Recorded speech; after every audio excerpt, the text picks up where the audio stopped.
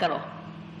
فرمایا اولئک الذین کفروا بآیات ربہم، اولئک الذین کفروا بآیات ربہم ولقائہ فحبطت اعمالہم فلا نقیم لہم یوم القیامت وزنا۔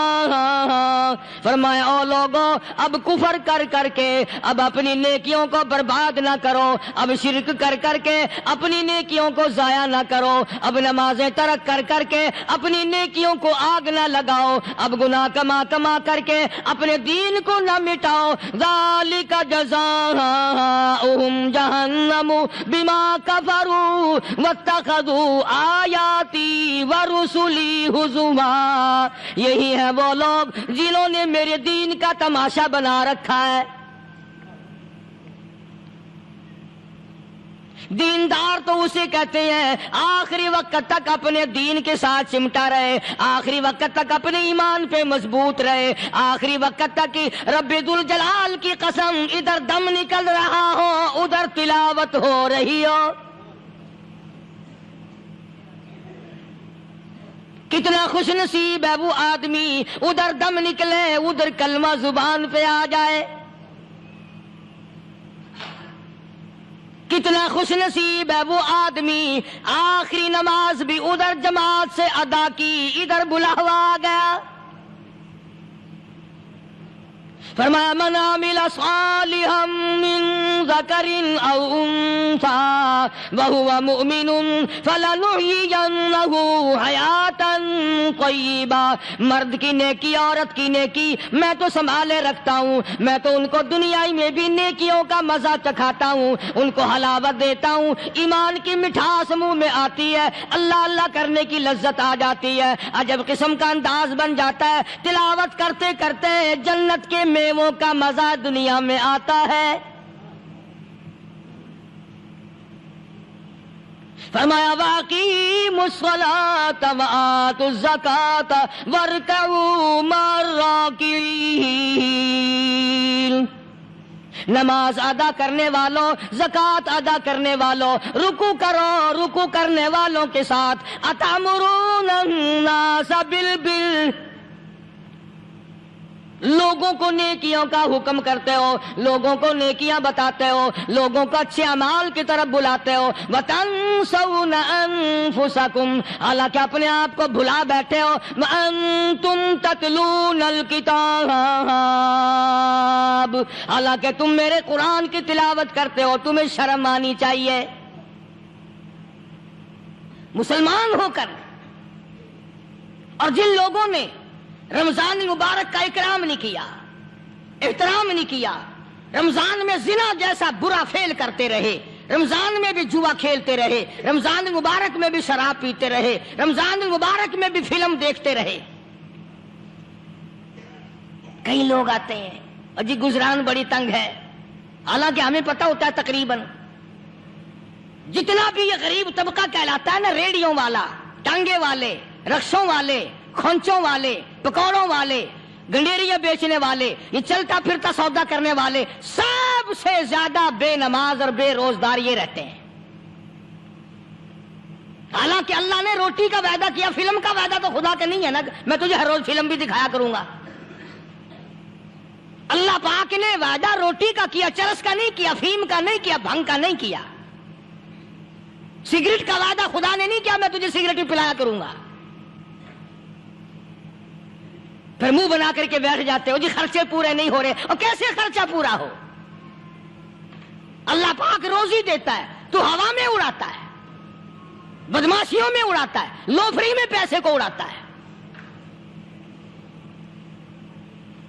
آج مسلمان کا ذہن تو دیکھو کہ وہ نماز کی قدر نہیں، رمضان کی قدر نہیں، قرآن کی قدر نہیں، اور پھر مرتے ہوئے کہتے ہیں یا اللہ ہم مسلمان اور ہم مر رہے ہیں۔ تو مریں گے کیسے نہیں؟ کون ساتھ دے گا جب تم کسی کے بنو ہی گیری، تمہارے ساتھ کون لگے گا؟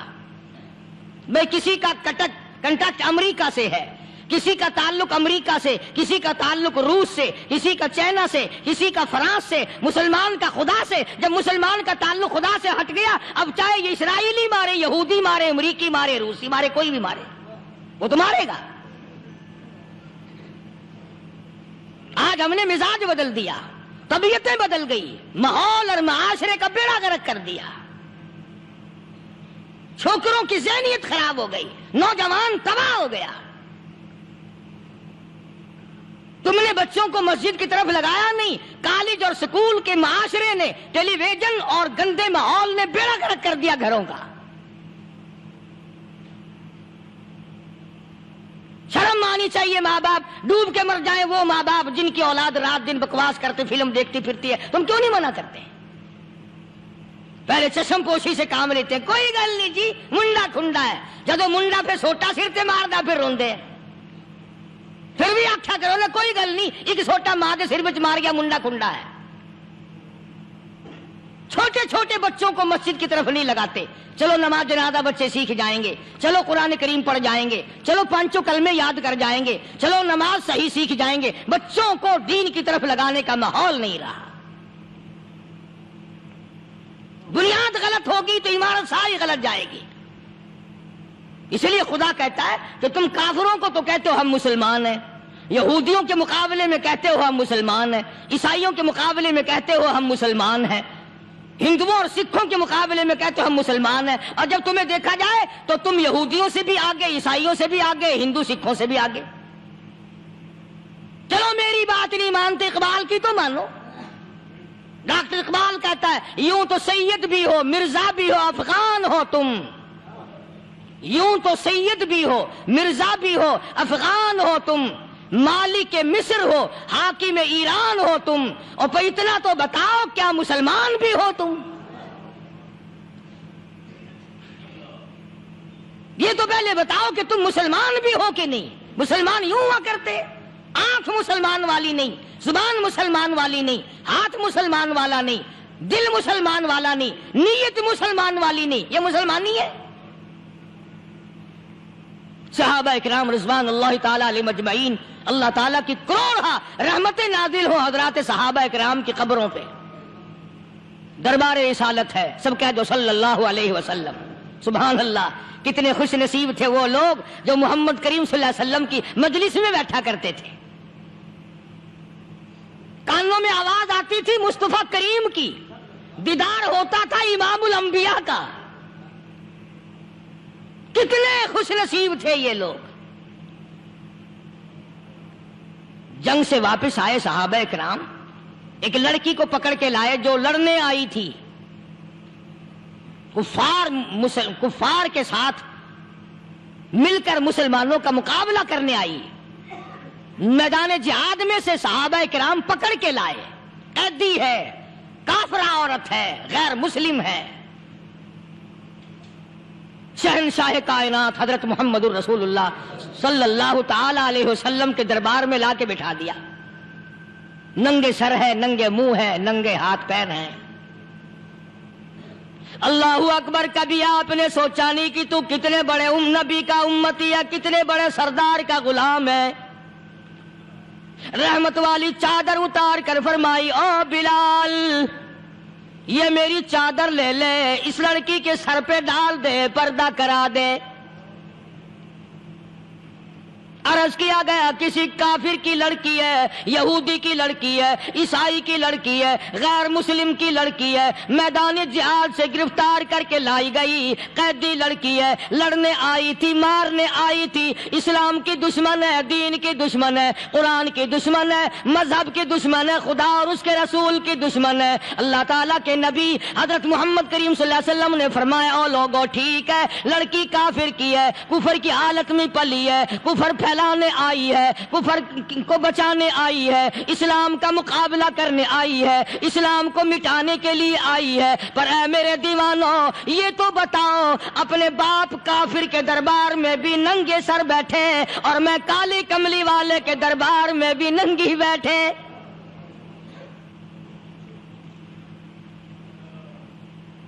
پھر اس دربار میں اور میرے دربار میں کیا فرق ہوگا؟ وہ کافر کا دربار ہے، یہ شہنشاہ کائنات کا دربار ہے، رحمت للعالمین کا دربار ہے، ساقی کوثر کا دربار ہے، شافی محشر کا دربار ہے، اللہ کے محبوب کا دربار ہے، آمنہ کے در یتیم کا دربار ہے، فاطمہ الزہرا کے ابا کا دربار ہے۔ اور بلال جلدی کر، میرے دربار میں کافر کی بیٹی آئے، میں اس کا بھی پردہ کروں گا۔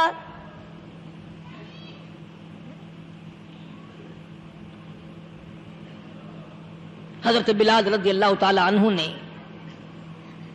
ذرا ایک اور لطیف سی بات ہے، تھوڑی سی باریک سی، اگر آپ سوچیں، لڑکی ہے تو کافرہ، لڑکی ہے تو بے دین، ہے تو اسلام کے دشمن۔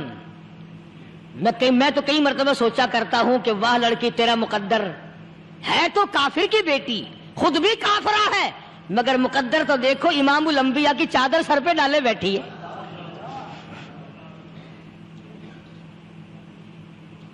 کہاں سوچیں یہ چیزیں ہم، ہمارے دماغ یہاں تک کہاں رسائی کرے؟ میرا تو دل چاہتا اگر میں ہوتا اس کافر بیٹی کے پاؤں دھو کر پی لیتا۔ تو ایڈی مقدروں والی، تو اینی خوش نصیب، ابھی ابھی قیدی بن کر آئی، ابھی ابھی ہاتھوں میں ہتکڑی تھی، اور ابھی ابھی سر پہ رحمت دو عالم کی رحمت والی چادر ہے۔ اور پھر آپ نے پوچھا اب تو کیا چاہتی ہے؟ کیا چاہتی ہے؟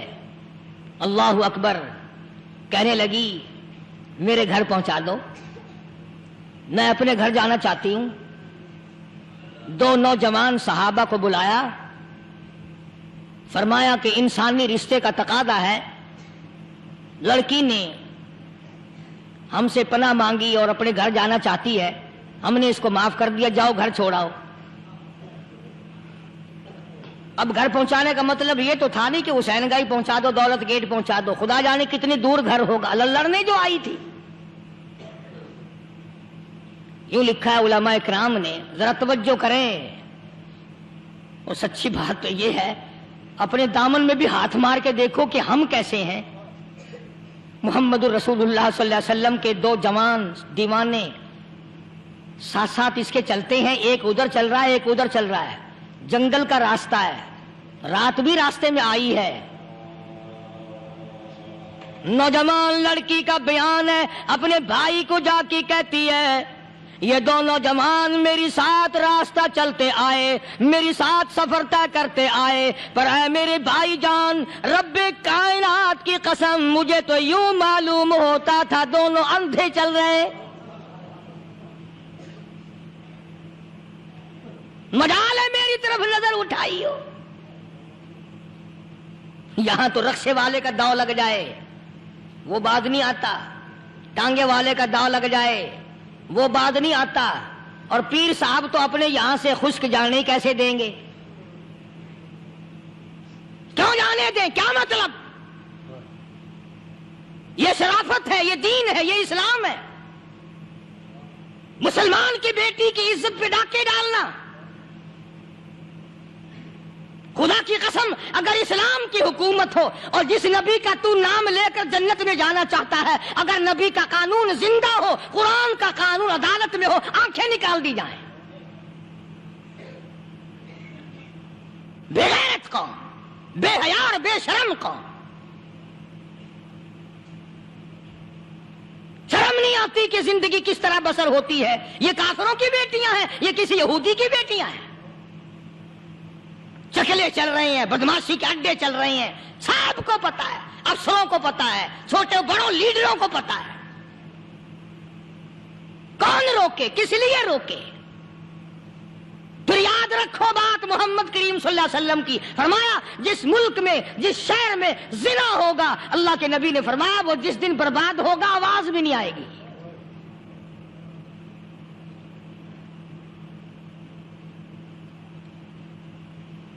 مسلمانوں کے یہاں سے ہو کر دربار نبوت سے چل کر رحمت دو عالم صلی اللہ تعالی علیہ وسلم کی چادر اوڑھ کر لڑکی اپنے گھر پہنچی. بھائی نے پوچھا بتا مسلمانوں نے تیری ساتھ کیا برتاؤ کیا؟ مسلمان تجھے پکڑ کے لے گئے تھے، اتنی خوبصورت ہے تو، ایسی حسینہ ہے، شباب تیرا، حسن تیرا، جمال تیرا، شکل و صورت نرالی، نقش نرالے، آنکھیں تیری نرالی، چہرہ تیرا نرالا، لب تیرے نرالے، قد و قامت تیری نرالی، حسن تیرا شان والا، جوانی شباب ہے، بتا مسلمانوں نے تیری ساتھ کیا گزری؟ رونے لگی اور کہنے لگی تو میرا ماں جایا بھائی ہے، پر میں کیا بتاؤں، زمین و آسمان کے مالک کی قسم، سمندروں کے پیدا کرنے والے کی قسم، درختوں کی پتے پیدا کرنے والے کی قسم، ان پہاڑوں اور زمین کے ذرات کو پیدا کرنے والے کی قسم، جو میری عزت کی حفاظت محمد کے غلاموں نے کی ہے، وہ تو ماں جایا بھائی بھی نہیں کر سکتا.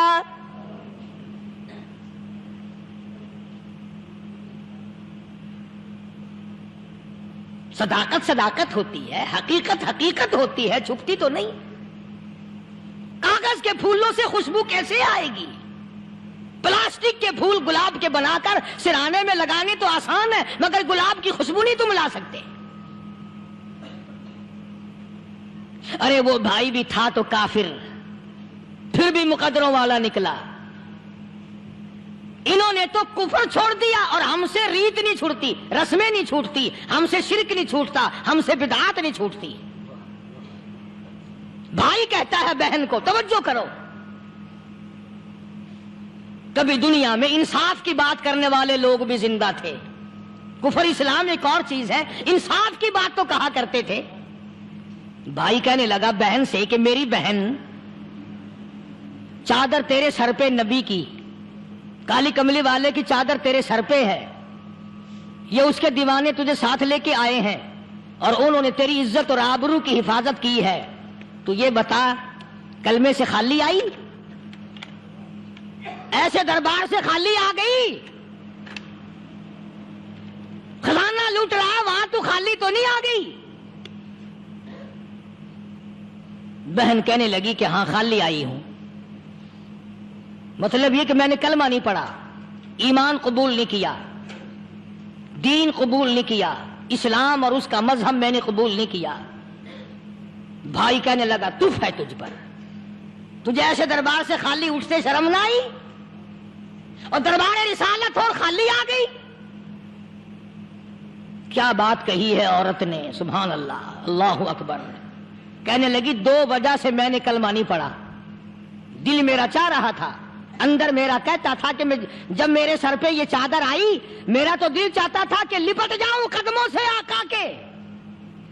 بھائی میرا دل چاہتا تھا میں کھڑی ہو جاؤں دربار میں اور یوں کہوں میرا دل ہو تیرا گھر ہو، میرا دل ہو تیرا گھر ہو، تیرا در ہو میرا سر ہو. تمنا مختصر سی ہے مگر تمہید طولانی. میں نے کلمہ دو وجہ سے نہیں پڑھا.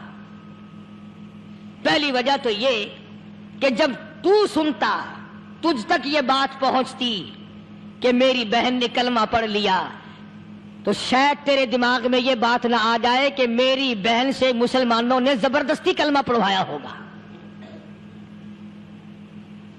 اس لیے میں نے نہیں پڑھا. تیرے دماغ میں یہ بات نہ آئے کہ مسلمانوں نے مجبور کر کے، قیدی بنا کر کے جو لے گئے تھے، مجبور کر کے کلمہ پڑھایا، اور میری بہن نے ڈر کے مارے کلمہ پڑھا.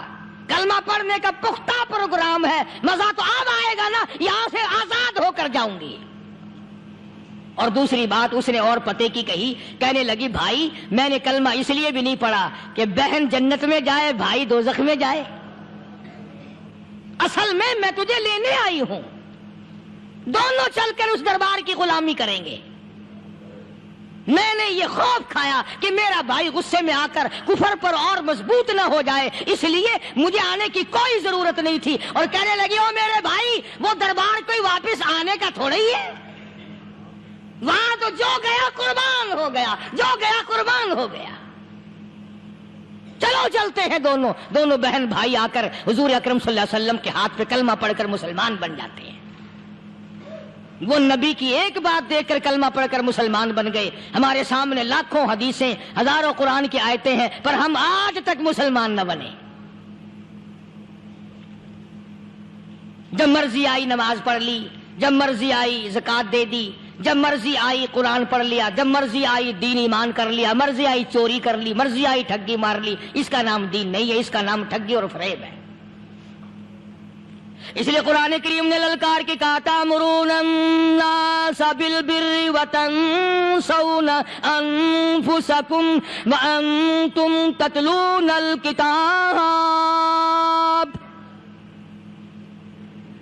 دوسروں کو اسلام کا نام لیتے ہو، دوسروں کے سامنے مسلمان بنتے ہو، حالانکہ تم کتاب پڑھتے ہو اللہ کی. افلا تعقلون، سوچتے کیوں نہیں ہو کہ تم کدھر چلے ہو؟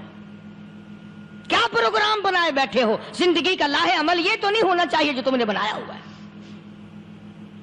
اور آگے فرمایا تأمرون الناس بالبر وتنسون انفسکم وانتم تتلون الکتاب افلا تعقلون واستعینوا بالصبر والصلاة. اگر تکلیف آئے، پریشانی آئے، کوئی مصیبت آئے تو صبر اور نماز کے ساتھ قائم رہو. یعنی صبر نماز کے بغیر حاصل نہیں ہوگا، اور نماز قبول ہوگی تو صبر خود بخود آ جائے گا. چنانچہ اللہ والوں کی زندگی کا مطالعہ کرو، کتابیں اور حالات پڑھ کر کے دیکھو کہ انہوں نے ساری عمر میں ایک ایک نماز بھی ضائع نہیں ہونے دی. تمام عمر میں ایک ایک نماز ضائع نہیں ہونے دی. اور ہم لوگوں کی جوانی یوں ہی بیت جاتی ہے، جوانی یوں ہی گزر جاتی ہے. اسی کو کہتا ہے کہ کچھ نہ پرواہ کی میرے دین کی، آج میں تمہاری پرواہ کیسے کروں. وَإِنَّهَا لَكَبِيرَةٌ إِلَّا عَلَى الْخَاشِعِينَ. اللہ پاک خود فرماتے ہیں کہ نماز بھاری نہیں، نماز مشکل نہیں، نماز پڑھنا کوئی تکلیف نہیں، مگر ان لوگوں کے لیے، ان لوگوں پہ کوئی مشکل نہیں جو اللہ سے ڈرنے والے ہیں، اللہ کے خوف کو دل میں بسانے والے ہیں، جن کا یقین ہے کہ موت آئے گی اور اللہ کے یہاں جا کر کے میں نے منہ دکھانا ہے، ایک دن قبر میں جانا ہے، حشر نشر نے بھی آنا ہے، قیامت نے بھی آنا ہے، جس کا ان تمام چیزوں پہ یقین ہے. اللہ فرماتے ہیں الا علی الخاشعین، ڈرنے والے کے لیے تو کوئی چیز نہیں، اور جو نہیں ڈرتا اس کے لیے تو پہاڑ ہے نماز پڑھنا. صحابہ کرام نے تو ایسی ایسی نمازیں پڑھی. صحابی ہے مدنی کریم صلی اللہ علیہ وسلم کا، اپنے باغ میں نماز پڑھ رہا ہے. گنجان باغ ہے کھجوروں کا، کھجوروں کا باغ پکا کھڑا ہے، صحابی نماز پڑھ رہا ہے. ایک پرندہ کبھی ادھر سے آتا ہے کبھی ادھر جاتا ہے، گنجان باغ ہے، وہ نکلنا چاہتا ہے، پرندے کو راستہ نہیں ملتا. تو دوران نماز صحابی کی نظر پرندے پہ لگ گئی. دوران نماز صحابی کی نظر، وہ پھڑک پھڑک جو کرتا تھا نا، کبھی ادھر کبھی ادھر، صحابی کی نظر پرندے پہ لگ گئی، نماز میں بھول گیا. بس اتنی سی بات ہوئی، آیا دربار رسالت میں اور کہنے لگا یا رسول اللہ وہ سارا باغ لے کر اسلام میں وقف کر لو، جس باغ کی وجہ سے میری نماز خراب ہو جائے میں وہ باغ ہی نہیں رکھتا.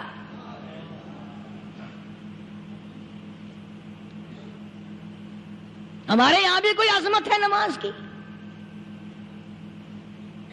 کون پرواہ کرے؟ ان لوگوں کے یہاں تمام کا تمام نظام دین کا اپنا بنایا ہوا نہیں، جو دربار رسالت صلی اللہ علیہ وسلم سے نظام ملا نماز کا، انہوں نے صحیح معنوں میں وہ قائم کیا. کیسی مشکل میں ہوئے، کہیں بھی ہوئے، جس حالت میں بھی ہوئے، نماز پڑھنی ہے، ادا کرنی ہے. چنانچہ ان کی نمازوں میں اتنی برکت تھی. سیدنا امیر معاویہ رضی اللہ تعالی عنہ کی حکومت ہے، صحابہ کرام ابھی زندہ ہیں. افریقہ کے گھنونے جنگل میں، بہت بڑے صحرا میں چھاونی بنانے کا پروگرام بنایا. بڑے جنگل ہیں، بڑے درخت ہیں، بڑی بھیڑ بھاڑ ہے، بڑے جانور ہیں، شیر ہیں، چیتے ہیں، گھگیاڑ ہیں، بڑے بڑے موذی جانور ہیں. تو اس علاقے کے لوگوں نے بتایا کہ تم مار کھاؤ گے، یہاں تو بڑے بڑے جانور تمہیں کھا جائیں گے. تم یہ کیا سوچ کر آئے ہو؟ تمہیں یہ نہیں چھوڑیں گے جانور کھا جائیں گے، تمہیں یہاں چھوڑی بناؤ گے؟ صحابہ کہنے لگے نہیں نہیں نہیں، ہمارے پاس ہتھیار ہے۔ کمانڈر کہنے لگا، ایک صحابی تھا حضور اکرم صلی اللہ علیہ وسلم کے زمانے کا دیدار کرنے والا، بڑا دیوانہ پروانہ۔ کمانڈر نے اسے حکم دیا تو 2 وضو کر، 2 رکعت نماز ادا کر، اور 2 رکعت نماز ادا کرنے کے بعد درخت پہ چڑھ جا، اور درخت پہ چڑھ کر یہ آواز لگا، او جنگل کے ہاتھیوں، او جنگل کے بھگیاڑوں، او جنگل کے شیروں، او جنگل کے موذی جانوروں، او ناگ وٹھوؤں، او سانپ بیچھوؤں، او فلاں جانوروں، او فلاں جانوروں، ہم غلام ہیں محمد عربی صلی اللہ تعالی علیہ وسلم کے، اور میں تمہیں حکم دیتا ہوں 24 گھنٹے کی اجازت ہے، 24 گھنٹے کے اندر اندر تمام جنگل خالی مانگتا ہوں۔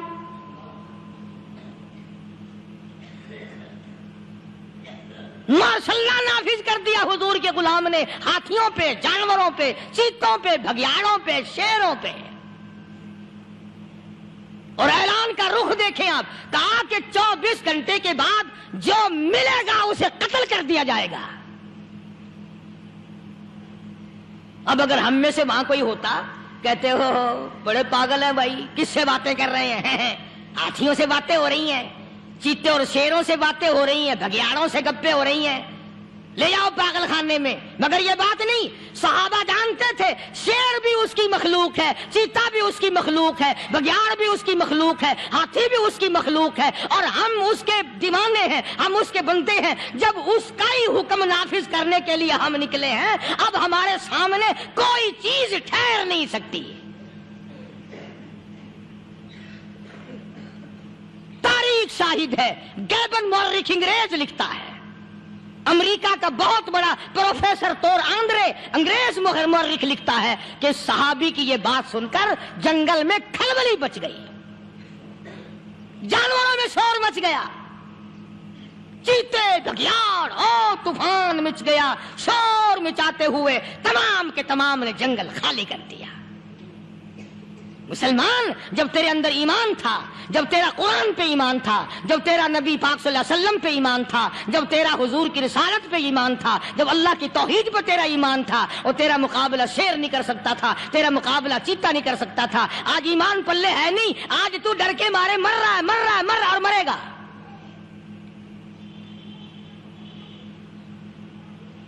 ایک صحابی جنگل میں راستہ بھول گیا، اور بھول کر اور زیادہ صحرا میں جنگل میں نکل گیا۔ دیکھتا کیا صحابی سامنے سے شیر آیا، صحابی نے تو شیر کو دیکھ لیا اور شیر نے صحابی کو دیکھ لیا۔ اب شیر حملہ کرنے کا ارادہ کر رہا ہے، سامنے ہے۔ اللہ اکبر، اللہ اکبر۔ صحابی نے للکار کر آواز دی، او جنگل کے شیر، او جنگل کے شیر، کیا تو ان آنکھوں کو چیرنے کا ارادہ کرتا ہے جو آنکھیں محمد کریم صلی اللہ علیہ وسلم کے چہرے انور کا دیدار کر چکی ہے؟ ان آنکھوں کو پھاڑے گا، اس چہرے کو پھاڑے گا جس نے حضور صلی اللہ علیہ وسلم کا ایک دفعہ نہیں بار بار دیدار کیا ہے۔ تاریخ شاہد ہے، شیر جھکا، صحابی کے قریب آیا، اور یوں لکھا ہے کہ آگے بڑھ کر صحابی کے پاؤں چاٹنے لگا، پیر چاٹنے لگا، اور زبان حال سے یوں کہنے لگا، اگر تو ان کا غلام ہے تو میں ان کے غلاموں کا غلام ہوں۔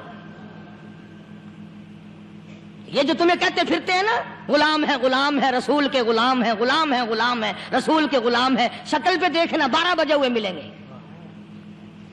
بالکل جھوٹ، شکل نہیں غلاموں والی، اخلاق نہیں غلاموں والا، اعمال نہیں غلاموں والے، عقائد نہیں غلاموں والے، سیرت نہیں غلاموں والی، لباس نہیں غلاموں، اور غلام کا ہے کا؟ بازاروں میں پھرتے ہیں نا، جلوس نکالتے ہیں، غلام ہے، غلام ہے، رسول کے غلام ہے۔ اس گلی سے نکلے، آؤ یار بڑی اچھی فلم لگی، وہاں چلتے ہیں۔ اب غلام فلم میں جا رہے ہیں، اب غلام بدماشی کرنے چلے ہیں۔ تو صحابی نے جب آواز دی، شیر نے جھک کر صحابی کے پاؤں چاٹے، اور یوں لکھا مورخین نے کہ بظاہر یوں کہنے لگا کہ تو راستہ بھول گیا، دم ہلاتا ہوا چلا، صحابی کو راستے میں چھوڑ کے گیا۔ اور مورخین نے یہاں تک لکھا ہے کہ جب صحابی سے شیر واپس ہونے لگا تو بھڑبڑا رہا تھا، گویا صحابی کو اپنی طرف متوجہ کرتا تھا، اور اس کے بعد خوشامدانہ عاجزانہ پہلو سے یہ کہتا تھا کہ او جانے والے، جس کا تو دیدار کرے گا اس کو میرا بھی سلام کہنا، ان کی خدمت میں میرا بھی سلام عرض کرنا۔ کوئی ایک واقعہ نہیں ہے۔ مدینہ منورہ سے شام کے راستے میں شیر آ کر کے بیٹھ گیا، لوگوں کا راستہ بند ہو گیا، کوئی آدمی مدینہ پاک میں واپس آ، اللہ ہر مسلمان کو مدینہ پاک کی زیارت نصیب فرمائے۔ ہاں ہاں مدینہ بڑی شے ہے، ہاں مدینہ نہ دیکھا تو کچھ بھی نہ دیکھا، ہاں الہی دکھلا دے مدینہ کیسی بستی ہے جہاں پر رات دن مولا تیری رحمت برستی ہے، وہ شہر نرالا، وہ گلیاں نرالی، وہ شاہراہیں نرالی، وہ گنبد خضرا نرالا، خدا کی قسم وہاں جو آسمان سے نور برستا ہے وہ بھی نرالا ہی ہے۔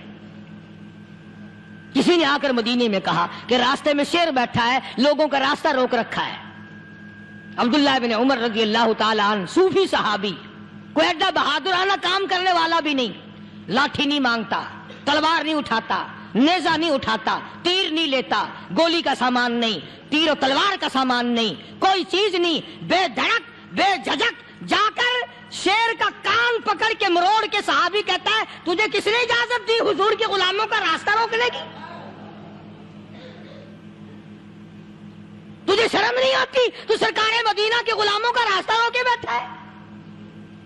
تاریخ شاہد ہے، دم ہلاتا ہوا جنگل کو بھاگ گیا۔